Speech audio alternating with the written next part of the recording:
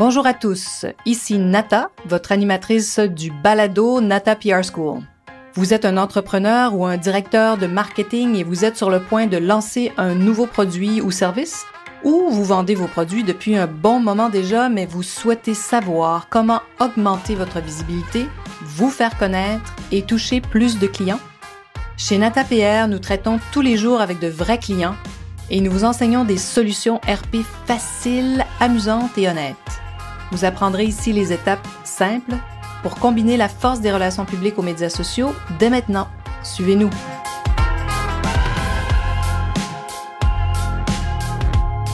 Bonjour et bienvenue à ce 14e épisode de la balado du podcast Nata PR School. On parle d'un sujet sensible aujourd'hui, pour nous en tout cas à l'agence.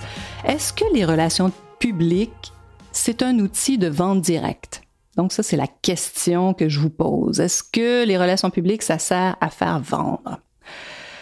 Alors, avant de répondre à cette question avec un oui ou un non, je vais vous faire un peu l'historique de d'où nous vient cette question. Est-ce que les relations publiques est un outil de vente directe?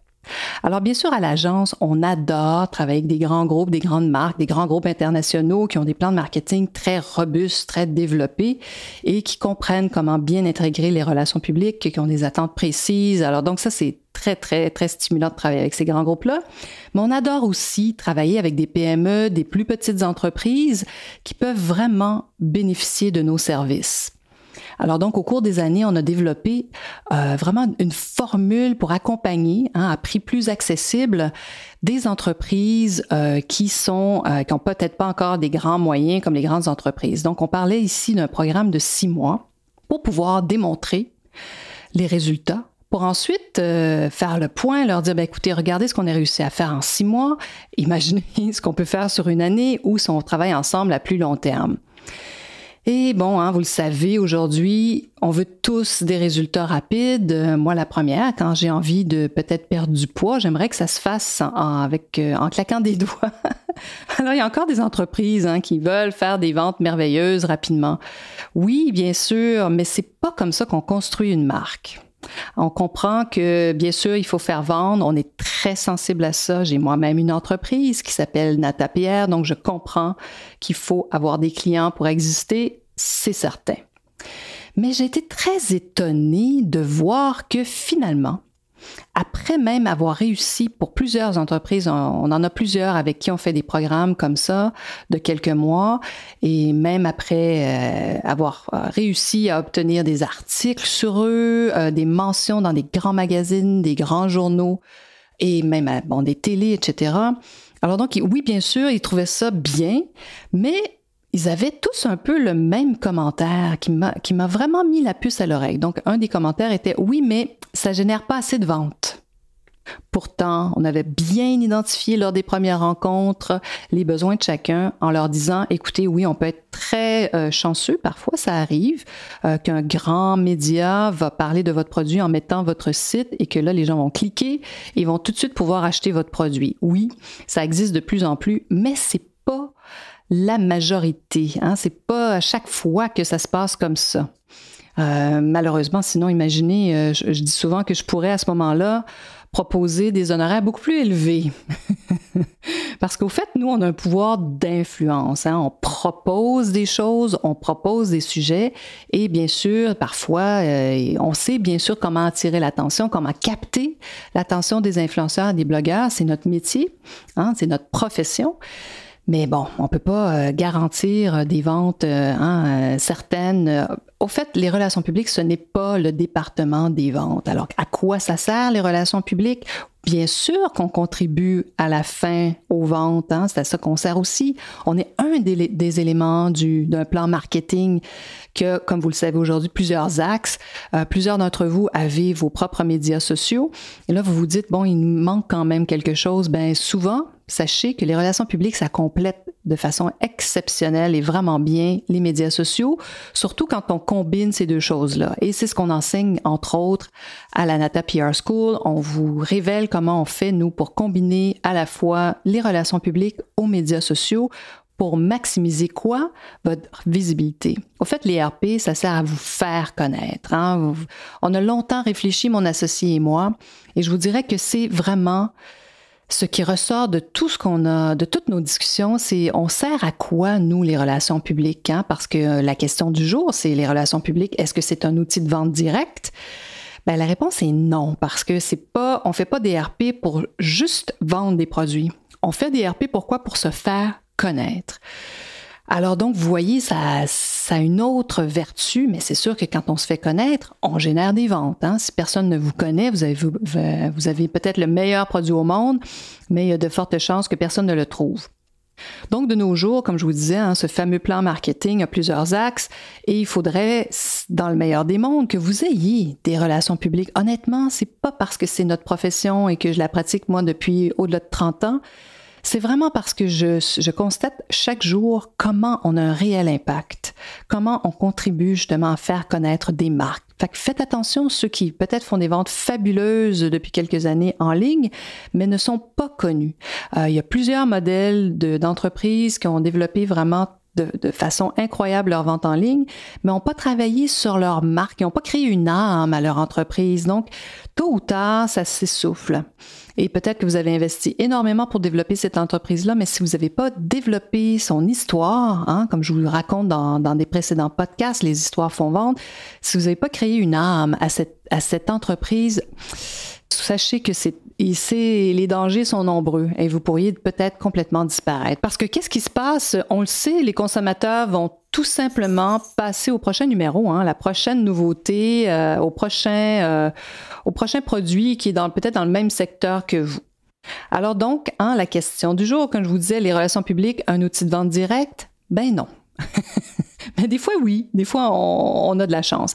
Mais ce qui est fabuleux, c'est qu'en nous combinant, je vous disais tout à l'heure, vous avez vos médias sociaux, ajoutez des RP parce que les médias sociaux, à eux seuls, contribuent à 13% de votre fameux, le SEO, de Search Engine Optimization. Donc, cette fameuse formule là, qui calcule tout ce que vous faites pour vous faire grimper dans les recherches sur Google, hein, l'algorithme. Donc, le SEO, qui est le Search Engine Optimization.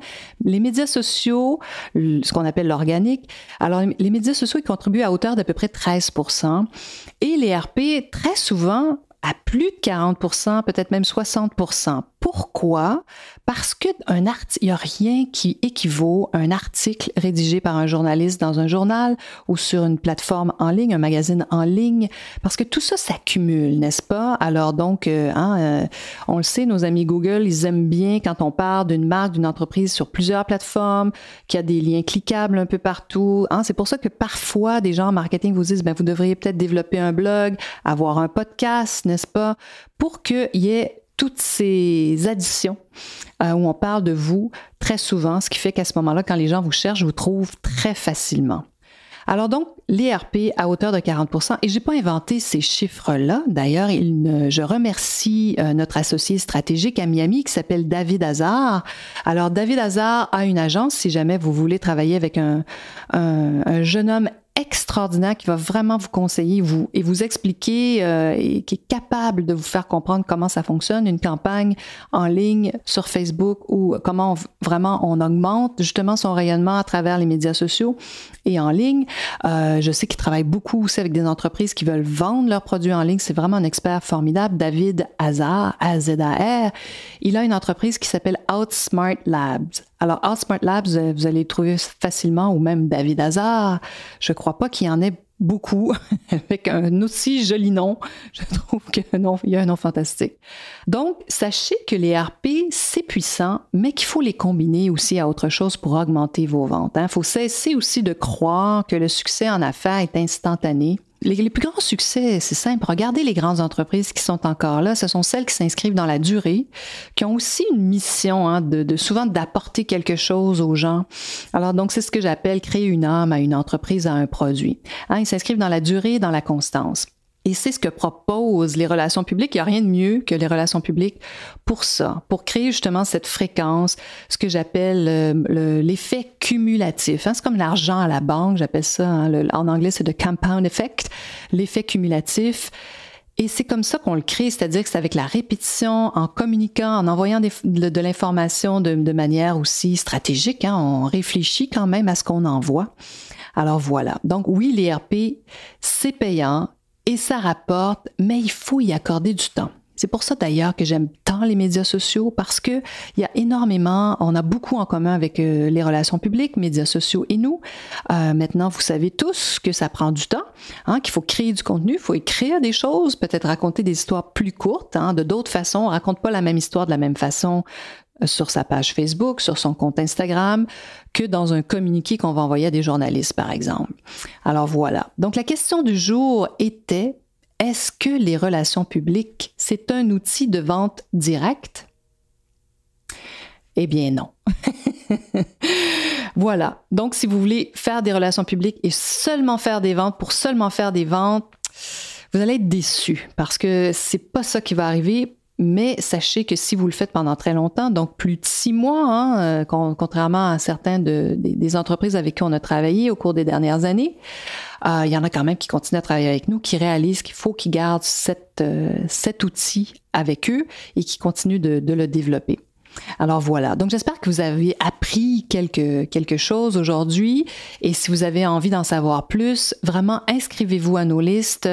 Vous allez sur notre site natapr.com, Nata, P-R, N-A-T-A-P comme Pierre, R comme Robert, natapr.com et en échange de votre courriel, vous allez recevoir notre modèle en 6 étapes pour créer des campagnes de relations publiques réussies. Et bien sûr, facile de me joindre aussi si vous voulez une consultation gratuite, vous voulez savoir comment choisir une agence, quand vous devriez peut-être lancer une campagne. Ça va me faire un immense plaisir de vous répondre. Alors, n'hésitez pas à me contacter. Je suis Nata, votre hôte, et j'espère que vous serez des nôtres la semaine prochaine. Vous êtes curieux et souhaitez en savoir plus sur comment implanter des stratégies de relations publiques? Rendez-vous sur natapr.com et inscrivez-vous sur notre liste. Vous recevrez le modèle NataPR pour créer une campagne RP réussie. Et si vous souhaitez devenir client, contactez-nous à nata@natapr.com. Nous attendons vos commentaires. À la semaine prochaine!